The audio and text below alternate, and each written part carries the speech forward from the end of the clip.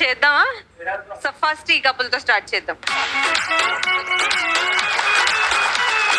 ఇప్పుడు ఈ మగ మహారాజులు అనే సిరీస్ కి బేసిక్ రీజన్ ఏంటి, దేని నుంచి ఈ మగ మహారాజుల సిరీస్ పుట్టిందనే సీన్ మీ ముందు మీరు చేసి చూపిస్తామండి.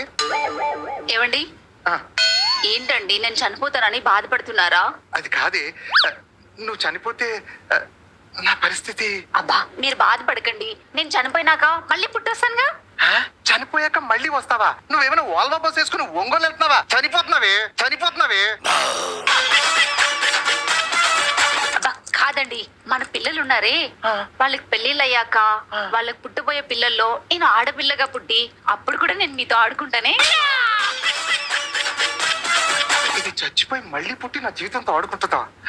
అవును, నా పిల్లలకి పెళ్లిళ్ళు చేస్తే కదా ఇది వాళ్ళ కడుపులో పుడుతుంది. పెళ్లి చేయకపోతే బాగా తెగించవరా నువ్వు.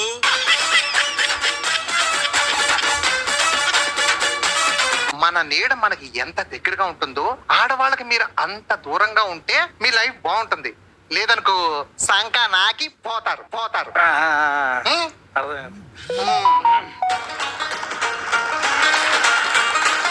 అసలు మగ మహారాజులు స్టార్టింగ్ వీళ్ళతోనే అన్నమాట. యాక్చువల్ గా ఐడియా బాగుంది. అంటే మళ్ళీ వైఫ్ వచ్చి ఏం చేస్తుందని టెన్షన్ లో పెళ్లి చేయకూడదు కదా. ఐడియా బాగుంది, కాన్సెప్ట్ బాగుంది.